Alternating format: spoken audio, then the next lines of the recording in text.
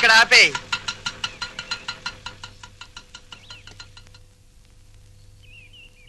ఏమంటారో ఏంటో.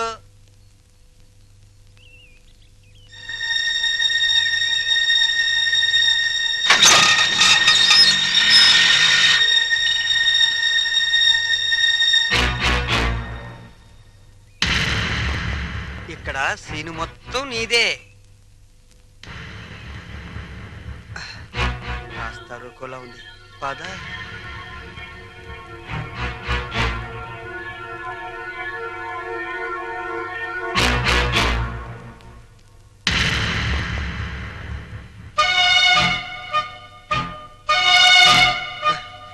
జగన్నాథరావు గారు అమ్మాయిగా ఈ పిల్ల ఫోన్ చేసి నన్ను రమ్మంది. వెళ్ళాను. ఆటో తీసుకురా అంది, తీసుకొచ్చాను. ఎక్కువ అంది, ఎక్కాను. మీ ఇంటికి తీసుకెళ్ళు అంది, తీసుకొచ్చాను. ఇక్కడ జరిగిందంతా నాన్నగారు చెప్పారు. రాము అంటే నాకెంత ఇష్టమో మా నాన్న అర్థం చేసుకోలేదు. తన అల్లుడికి డబ్బు హోదా ఉండాలని ఆయన ఉద్దేశం. నా భర్తకు ఆత్మాభిమానం ఉండాలని నా ఉద్దేశం. అది ఇక్కడుందని తెలిసాక ఎంతో గర్వపడ్డాను. మా నాన్నను కాదనుకొని ఇక్కడికొచ్చాను. ఆశీర్వదించండి. ఆగు. నా పిల్లలు ఇంతవరకు నన్ను కాదని ఏ పెద్ద నిర్ణయం తీసుకోలేదు. అందువల్ల నిన్ను దీవించే ధైర్యం నాకు లేదు. వద్దమ్మా, వద్దు. ఈ నమస్కారాలొద్దు. అబ్బా, ప్రపంచ బ్యాంక్ లాంటి నాన్న, రిజర్వ్ బ్యాంక్ లాంటి అమ్మ, బంగారు గనుల్లాంటి మేమున్నామని నిన్నని ఈ రోజు బంగారు గుడ్లు పెడుతుందనో బాతును తీసుకొస్తే ఆశీర్వదించలేండి నాన్న. చూడమ్మా, వీళ్ళిద్దరి తర్వాత ఇంటికి నేనే పెద్దని. నేను ఆశీర్వదించనా?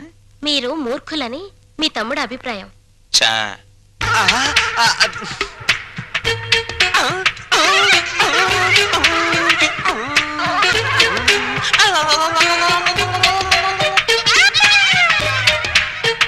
సందు దొరికితే నీతి నిజాయితీల మీద ఆవేశంగా ఉపన్యాసాలు ఇస్తారని, తిరగబడిపోయి తన్నులాటకు దిగిపోతారని కూడా చెప్పారు. నా గురించి కూడా ఏదైనా బ్యాడ్ గా చెప్పాడా? ఈ ఇంట్లో మీకంత సీన్ లేదన్నారు. నా గాలి తీకే నేనేదో ఒకటి మాట్లాడాలని ఈ ఏదో ఒకడు వాగాను. ఆగు. మమ్మల్ని నమ్మించి ఈ ఇంట్లో ప్రవేశించి మా వాణ్ణి మీ ఇంటికి లాక్కుపోతే? బంగారానికి గీట్రాయి ఉంటుంది. అది ఒకసారి బంగారం అని తేలాక మళ్ళీ ఇత్తడిగా మారే ఆస్కారం ఉండదు. మీరు కొన్నాళ్ల పాటు గీట్రాలుగానే ఉండండి. నాకు పెళ్లి కూడా అక్కర్లేదు.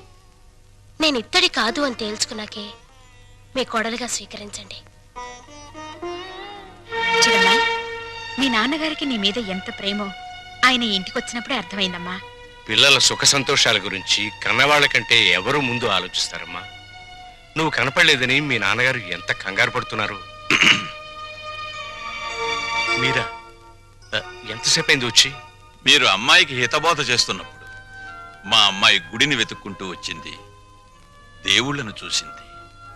100 రూపాయి నోటి మీద గాంధీ బొమ్మ లాంటి వారు మా బావగారు.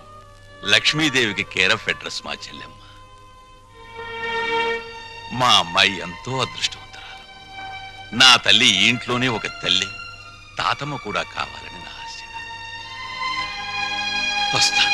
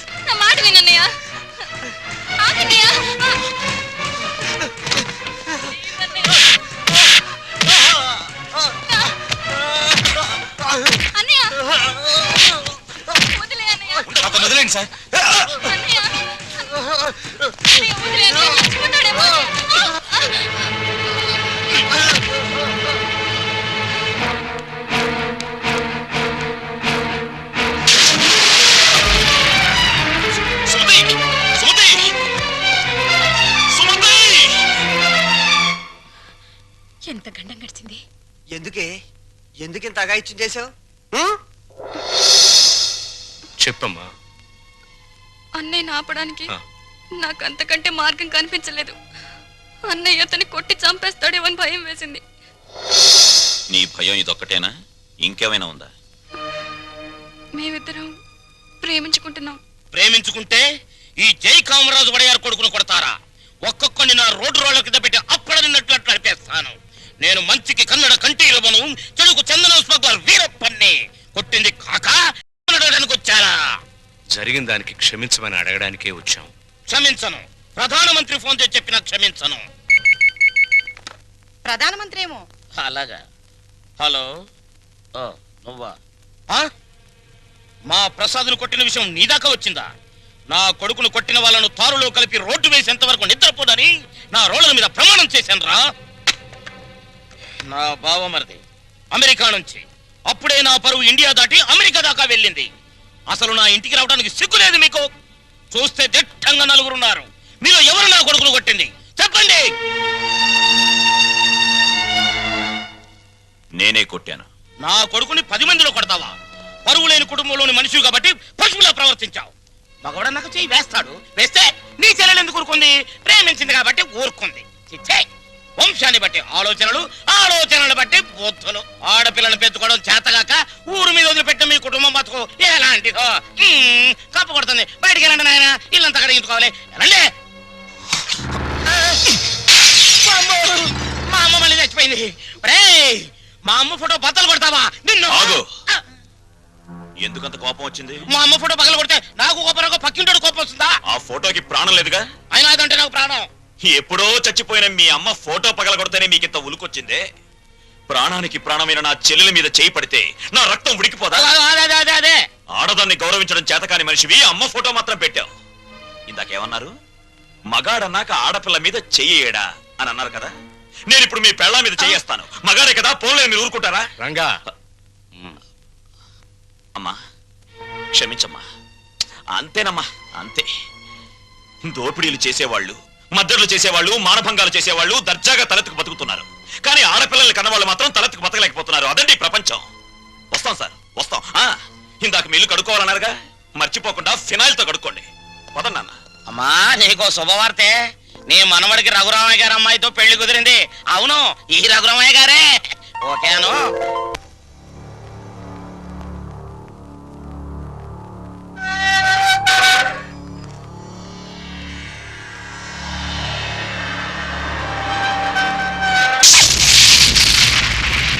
నేను ఇవాళ జైల్లోంచి విడుదలై వస్తున్నాను తెలుసు కూడా వెల్కమ్ చెప్పడానికి ఎందుకు రాలేదే? నాకు ఇక్కడ బోర్డు హోంవర్క్ ఉంది. నువ్వు హోంవర్క్ చేయటమేంటి? ఎగతాళిగా మాట్లాడుకో. ఆ రఘురామయ్య గారింటికి మన కూతురు కోడలుగా పంపడానికి ఇక్కడ నేను ఎన్ని తంటాలు పడుతున్నానో నీకేం తెలుసు? నా గర్భశత్రు ఇంటికి నా కూతుని కోడలుగా పంపిస్తావా? మన జీవితానికి విలన్ అనుకున్న వాడింటికి నాగుపావుని వదిలావనుకో, ఊహించుకో.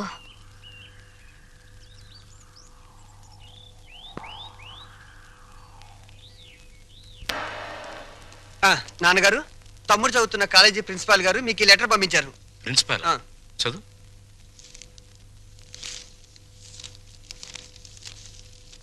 గౌరవనీయులైన రఘురామయ్య గారికి నమస్కారములు. మీ అబ్బాయి రవి గురించి ఒక ముఖ్యమైన విషయం మాట్లాడాలి. బయలుదేరి వస్తే ఒక ఆత్మహత్యను నివారించిన వారు అవుతారు. ఇట్లు భవదీయుడు Bhavani Prasad, principal, MRC college. మీ అబ్బాయి రవి ప్రవర్తన ఏం బాగోట్లేదు. అయితే వాడు మా రవి అయి ఉండడు. తమ పిల్లల గురించి పెద్దండ్రి అలాగే అనుకుంటారండి. కానీ మీ వాడు సామాన్యుడు కాదు. కొత్తగా చేరిన స్టూడెంట్స్ ని ర్యాగింగ్ చేయటం, ఆడపిల్లల్ని అల్లరి చేయటం, లెక్చరర్స్ ని ఏడిపించడం. మా ప్రిన్సిపాల్ గారిని కూడా ఏడిపిస్తున్నాడండి. ఎస్, మీరు మా వాడి మీద వేస్తున్న అభాండాలు నమ్మలేకపోతున్నామండి. వాట్? నావి అభాండాలా? What do you mean by that? అది కాదు రంగా, నువ్వు ఊరుకో. సార్, మా వాడు నో నో నో నో. మీరు వెళ్ళి కాసేపు ఆ పక్కన వెయిట్ చేయండి. నేను మీ వాడిని పిలిచి విచారిస్తాను. అతనేమిటో అతని ప్రవర్తన ఏమిటో మీకే తెలుస్తుంది. ప్యూన్, నీవన్నీ ఒట్టి గ్యాస్ కవర్లే.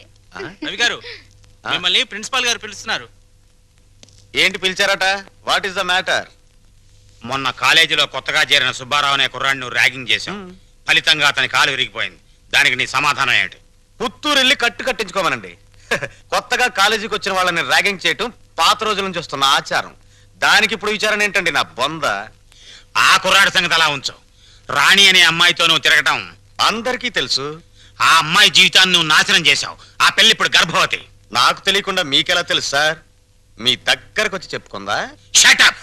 లేకపోతే ఏంటి సార్, నాలాంటి గ్లామరస్ అబ్బాయికి 10 మంది గర్ల్ ఫ్రెండ్స్ ఉండటం చాలా సహజం.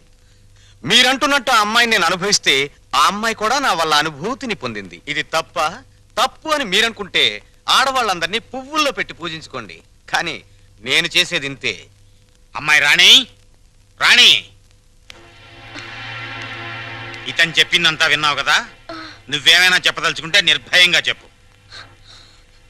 సార్, ఏ పరువు గల ఆడపిల్లైనా కావాలని కాలు జారదు. ప్రేమించిన వాడు తనే సర్వస్వాన్ని నమ్మించినప్పుడు విచక్షణ పోవచ్చు. నన్నంత నమ్మించి దుర్మార్గానికి హద్దులు ఉండవని నిరూపించాడు ఈ మహానుభావుడు. ఊరుకో అమ్మా, ఊరుకో. ఆ అమ్మాయి అభిప్రాయం నీ అభిప్రాయం తెలుసుకున్నాను. ఇంకా మీ అమ్మా నాన్నల అభిప్రాయం తెలుసుకోవాలనుకుంటే మా ఇంటికి వెళ్ళండి. వాళ్ళు మన క్యారెక్టర్ కి యూ సర్టిఫికెట్ ఇస్తారు. అక్కర్లేదు. రఘురామయ్య గారు దయచేయండి. విన్నారా మీ అబ్బాయి మాటలు? అమ్మా, నువ్వు అమ్మాయి పక్కన నిలబడు. చెల్లి నువ్వు కూడా. రేయ్, ఇప్పటి వరకు నువ్వు ఆడదాని గురించి మాట్లాడిన మాటలు తిరిగి ఒక్కసారి మాట్లాడు. అమ్మా చెల్లి కూడా ఆడవలేరా? మాట్లాడు. అమ్మా చెల్లి దానిలా ప్రవర్తించే మనుషులు కాదు. అవునవును. అటువంటి పవిత్రమైన ఇంట్లో దుర్వాసన కొట్టే మాటలతోనూ చేతలతోనూ నువ్వు ఒక్కడే పుట్టుకొచ్చావు. ఆ అమ్మాయిని ఏం చేద్దాం అనుకుంటున్నావు? అది కాదు నాన్న, నేను ఆ అమ్మాయిని అనిపించిన మాట నిజం. కానీ బ్రోతలుగా భావించి అనిపించాను.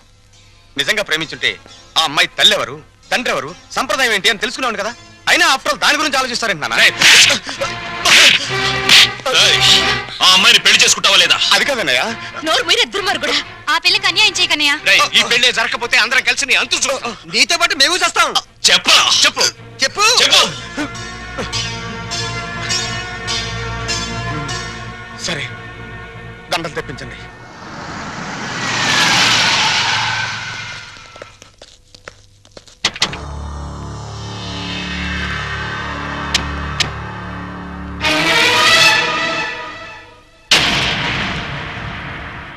బావా బావా, బాగున్నావా? ఇంకా బాగోలే. ఆ పిల్లరా నీ కొత్త కోళ్ళం? ఆ పిల్ల ఎవరో కనుక్కో చూద్దాం. నీ వేలు విడవని మేనకోళ్ళం అంటే నీ సొంత చెల్లెలు సవితికి కూతురు. ఈ నా కీపే నీ కొత్త కోడలకి జన్మభూమి. నీకు గుర్తుందా? అప్పుడప్పుడప్పుడప్పుడు నా ముఖం మీద నా కొడుకు చేత తుపుక్కు నుమ్మే ఇచ్చావు. ఇప్పుడు నీకు గుర్తొచ్చి ఉంటుందిలే. ఆ ఉమ్ము అప్పుడే తుడుచుకుంటే పోయింది. కానీ ఇప్పుడు నీ మొహం మీద పడబోయి ఉమ్ము లైఫ్ బాయ్ సబ్బుతో తోముకున్నా లైఫ్ లాంగ్ సరిగిపోకుండా పర్మనెంట్ గా ఫిక్స్ అయిపోద్ది. అరవబకరా నా కొడక. బైక్ లేకుండానే మీ ఫ్యామిలీ అఫేర్ అంతా ఊరంతా తెలిసిపోద్ది. చూడు, ఇయాల నుంచి నా కూతురు జెండా మీ ఇంటి మీద ఎగురుతా ఉంటుందన్నమాట. ఎప్పుడు ఎగరటం మానేస్తాం అప్పుడు జెండా ఎత్తేస్తాం. ఈ గవర్నమెంట్ కూలిపోద్ది. బావా, గడ్డిని తగల పెడతానికి పెద్ద దివిటి అక్కర్లా, చిన్న అగ్గి పుల్ల చాలు. ఆ అగ్గి పుల్లే నీ కోడలు నా కూతురు అన్నమాట. ఈ రోజు నుంచి ది ఎండ్. కార్డు పడేంత వరకు నా డైరెక్షన్ లో ఇవ్వబోయే కొత్త ట్విస్ట్ అన్నమాట. వచ్చిన పని అయిపోయింది, ఇంకొస్తా అన్నట్టు డాక్టర్. నా సన్ ఇన్ లాని లాక్రమే ఆశీర్వాదం తీసుకుని కానీ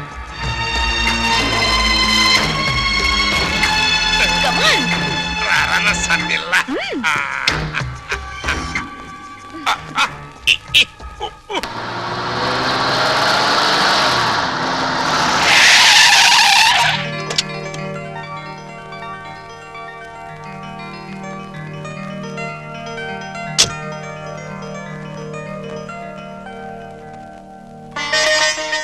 మరి నా ఆడపడుచు లాంఛనమో?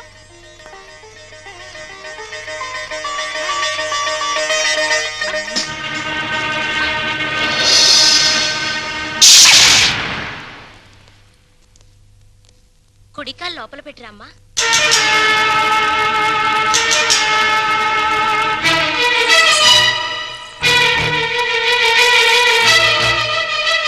కాదు, కుడికాలు. కీప్ లెఫ్ట్ అన్నారు పోలీసోళ్ళు. అవునవును, కీపు ఎప్పుడు లెఫ్టే. వైఫే రైటు. ఈ జ్ఞానం ఎప్పుడు వస్తుందో. అత్తా మామూలుకి నమస్కరించమ్మా.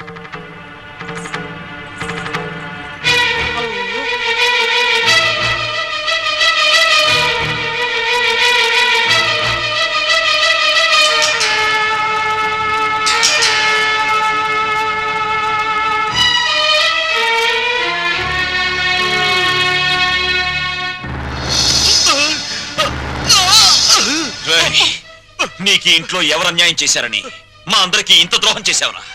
రాణి ఎవరో ముందు నాకు తెలీదు. తెలిసిన తర్వాత ఆ అమ్మాయి లేకుండా నేను బతకలేని తెలిసింది. నన్ను చంపినా సరే నేను మాత్రం రాణినే. నువ్వు ఈ ఇంట్లో ఎందరినో ఏడిపించాల్సిన డ్యూటీ బోలెడ్ ఎంత ఉంది. ఈ ఏడుపుని ఇక్కడ వేసి చేయకు, వెళ్ళు. అది కదండి. ఈ గొలుసు పెట్టుకో. ఎలాగో గదిలోకి వెళ్ళగానే విప్పదీసేదేగా, అంత మాత్రానికి ఇంత బరువు పట్టుచారు ఎందుకండి? ఏ శుభకార్యమైనా సాంప్రదాయ సిద్ధంగా జరిగితే అది మాకు ముందే జరిగిపోయిందిగా. గడ్డిని తగలబెడటానికి పెద్ద దివిటి అక్కర్లా, చిన్న అగ్గి పుల్ల చాలు. ఆ అగ్గి పుల్లే నీ కోడలు నా కూతురు అన్నమాట.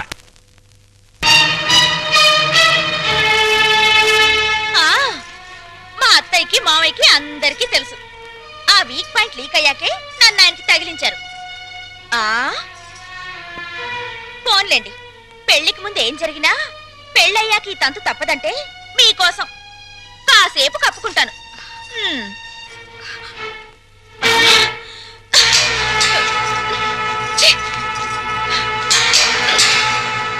మీరందరూ పోండి. పదవిన రోలరు రథమా, పదవిన రోలరు రథమా, lorry lorry lorry lorry lorry lorry lorry lorry lorry లారి రథమా. ఏమండి, పెళ్లి నాటికైనా చేరతావా దీంట్లో? పెళ్లికెళ్తూ కూడా ఈ రోలర్ మీద ఏంటి నాన్న? ఎంచక్క కారులో వెళ్ళొచ్చు కదా. ఓరి యదవా, ఇది అచ్చొచ్చిన రోలరు. 30 ఏళ్ల క్రితం మీ అమ్మని తగిలించుకోవడానికి విజయవాడ నుండి శ్రీకాకుళం వరకు ఈ రోలర్ మీదే వెళ్ళాను రా. వచ్చారులేండి, ముహూర్తం అయిపోయిన 3 నెలలకు వచ్చారు. ఆ ముహూర్తానికి మా అక్కకు పెళ్లి అయిపోయి నేను బుక్ అయిపోయాను. సెటప్ అయిపో. నన్నేమనంటే అప్పుడం అయిపోతావే. ఎవరనుకుంటున్నావే? జై కామరాజు వడయార్ అంటే మైసూర్ రాజేష్ ఆఖరి వంశం అన్నమాట. ఆ తాతలంతా ఏనుగులు ఎక్కారే. ఏనుగులు అయితే మేత బొక్కని ఏనుగుల మేసిన నీ రోలర్ మెయింటైన్ చేస్తున్నాను. పిచ్చిదానా. రోలర్ రథ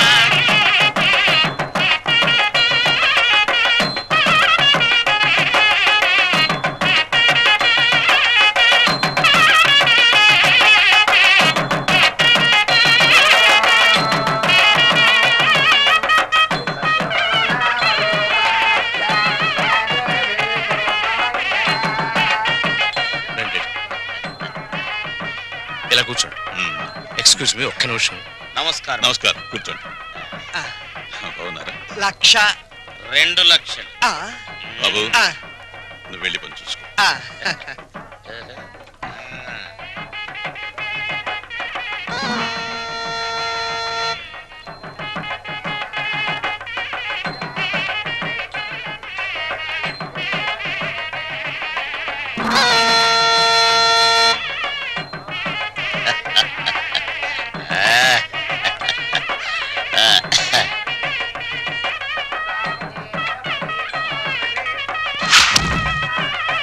తీసుకోండి.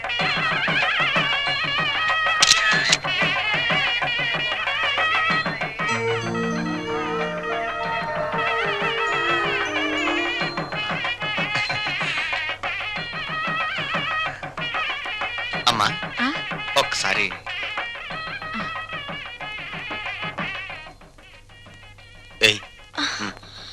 అరే లేమ్మా, ఏమిటి ఏమిట్రా ఇది? అమ్మా నాన్నల మాట విని చెడ్డగా ప్రవర్తించాను. నన్ను క్షమించండి అత్తయ్య. బుద్ధి వచ్చింది. బాగా బుద్ధి వచ్చిందా? నువ్వు ఊరుకోరా. అవే మాటలమ్మా, ఏదో చిన్నతనం. నిన్నంత మాత్రం అర్థం చేసుకోలేనా? పిచ్చి పిల్ల, లోపలికి వెళ్ళదానరా.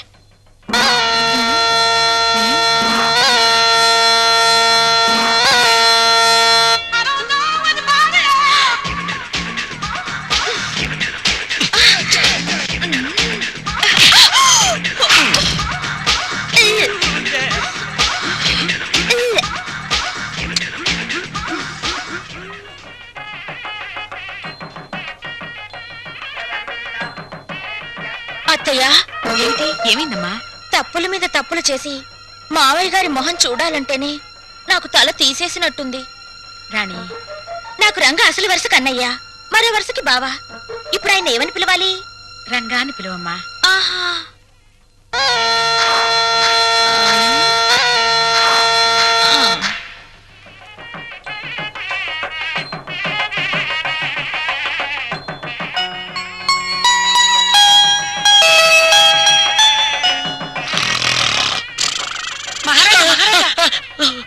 మీరు ఎప్పుడైనా జైలుకి వెళ్ళారా? అదా ఒకే ఒక్క రోజు వెళ్ళాను. అది నా రోడ్ల కింద పంది పిల్ల పడితే. అక్కడ కోడికల కొండలరావుని చూసారా? ఆయన ఎవరు? నా మొగుడు. ఆ ఈ చాలు గాని ఇంకా చూసుకోండి. ఏంటది? పెళ్ళి.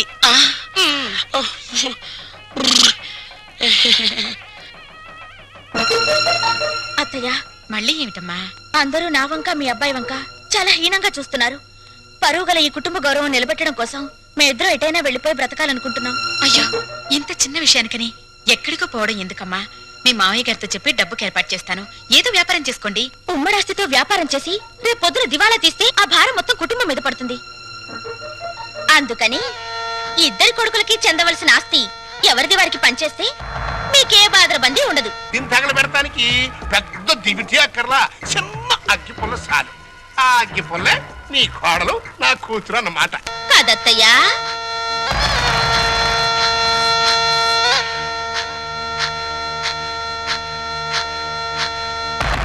ఈ కొడుకులిద్దరూ దేవాలయంలో గబ్బిలాయిలన్నమాట.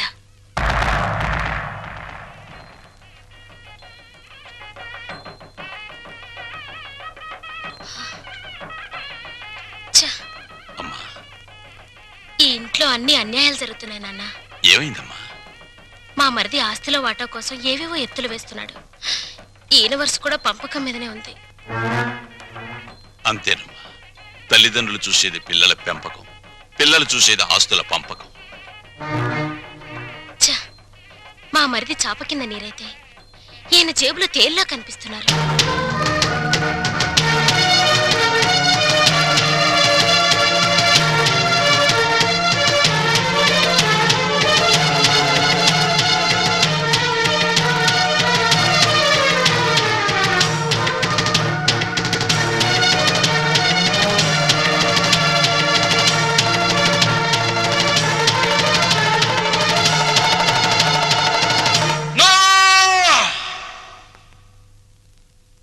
ఏమయ్యా రఘురామయ్య, మీసాలొచ్చాక కొడుకుల్ని దూరంగా ఉంచాలి, పెళ్ళాలొచ్చాక అంటరాని వాళ్ళుగా చూడాలి.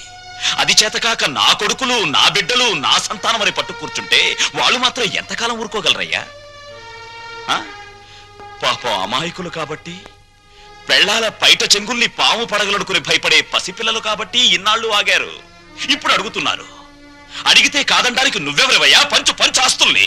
రంగా, నువ్వు కూడా పెద్దోడు చిన్నోడు చెప్పిందే కరెక్ట్ అంటున్నాను. చెప్పింది చేసి నీ పెద్దరికం కాపాడుకో. రే రంగా, నువ్వు వాడితో చేరి నన్ను వెన్నుపోటు పొడుస్తావురా?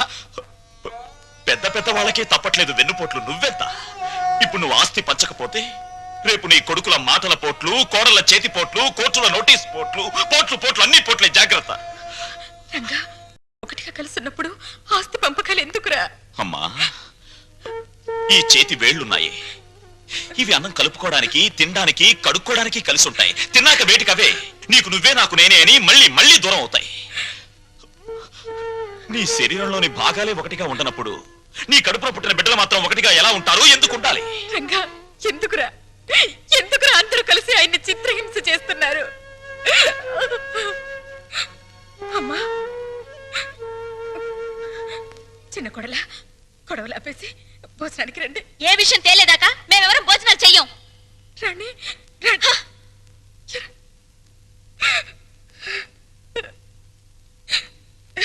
చెవండి, ఎందుకండి ఈ పట్టుదలలు?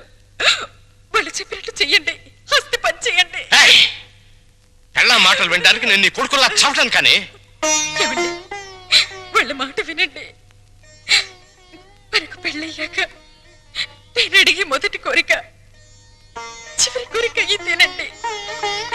ఆస్తి పంచలేదన్న కోపంతో రేపు నేను చచ్చాక నాకు తలకొరవ పెట్టకపోతే అది ఎంత బాధో ఆలోచించండి.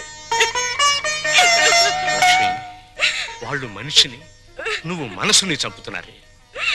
వద్దు, నాకు ఈ దరిద్రం వద్దు, వద్దు. అందరూ వినండి, నేను నా ఆస్తిని నా కొడుకులకి పంచుతున్నాను. నిజానికి నా ఆస్తిని 3 భాగాలు చేయాలి. 2 భాగాలు నా కొడుకులకి, 1 భాగం నాకు, నా భార్యకి. పేపర్లు తెచ్చుకోండి, ఈ ఆస్తి మొత్తం పంచేస్తాను. కానీ ఒక్క విషయం, నా భాగం కూడా నా కొడుకులిద్దరికి దానం చేస్తున్నాను. ఎందుకో తెలుసా? వాళ్ళు ఆస్తి లేకపోతే బతకలేని చవటలు గనక. నాన్న, మీ భాగం పంచడానికి వీల్లేదు. అది నా ఇష్టం రా. ఆ ఆవేశంలో తొందరపడుతున్నావు. బతికున్నంత కాలం బిడ్డలపై ఆధారపడి ఉండాలి. కాకి ఎంగిలి విసురుతారు, కుక్క కన్నం పెడతారు గాని ఆస్తి లేని తల్లిదండ్రులకు ఖాళీ కంచ కూడా వాసం చూపించరు. ఏరా, ఇప్పుడు నీతులు చెప్తున్నావా? ఇందాక నాకు, ఇప్పుడు నా కొడుకులకి వెన్నుపోటు పొడుస్తున్నావా? రే, పంపకాలు పూర్తయ్యేదాకా నువ్వు లోపలికి వస్తే నన్ను చంపుకు తినంత ఒట్టు. పో బయటికి పోరా. పోతాను నాన్న, పోతాను. కానీ నేనేం చెప్పాను, ఎందుకు చెప్పానో కాస్త ఆలోచించుకో.